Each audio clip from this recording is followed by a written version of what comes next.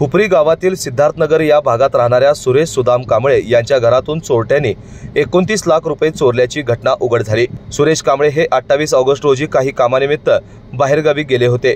3 September रोजी हुपरी येथे आपल्या सिद्धार्थनगर येथील घरात परत आल्यानंतर त्यांना रोख रक्कम ठेवलेल्या तिजोरीकडे जाण्याचा योग आला नाही। 8 सप्टेंबर रोजी ते तिजोरी उघडण्यास गेले असता घरात चोरी झाल्याचं त्यांच्या निदर्शनास आले। त्यांनी तात्काळ हुपरी पोलिसांशी संपर्क साधला। त्यानंतर घटनास्थळी श्वान पथक दाखल झाले। त्यानुसार हुपरी पोलिसांकडून एका संशयित आरोपीस अटक करण्यात आली असून संशयिताकडून कसून चौकशी करण्यात आल्यानंतर ही सर्व रक्कम संशयिताने चोरी केल्याचे उघड झाले आहे। या रकमेची चोरी करणारा सुरेश सुदाम कांबळे यांचा नातेवाईक असल्याचं स्पष्ट झालंय। आरोपीकडून 27,20,000 रुपये रोख रक्कम आणि दुचाकी वाहन असे एकूण 28 लाख रुपयांचा मुद्देमाल हस्त करण्यात आलेला आहे। सुमारे 29 लाख रुपयांची चोरीच्या घटनेमुळे हुपरी शहर हादरलेलं आहे। या चोरीच्या घटनेमुळे हुपरी गावात जोरदार खमंग चर्चा सुरू आहेत। केके न्यूज साठी हुपरीहून सुलतान नदाफ।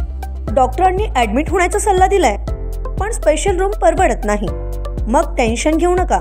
सूर्य हॉस्पिटलने प्रथमच अगदी कमी किमतीत सर्व सोयींयुक्त आणि रुग्णांची गरज लक्षात घेऊन बजेट फ्रेंडली रूम्स उपलब्ध केले आहेत। कॅशलेस सुविधांसह खिशाला परवडणाऱ्या किमतीत budget friendly economic special room. पत्ता कोंडावळ चौक, लक्ष्मीपुरी, कोल्हापूर। संपर्क 98 22 63 54 69।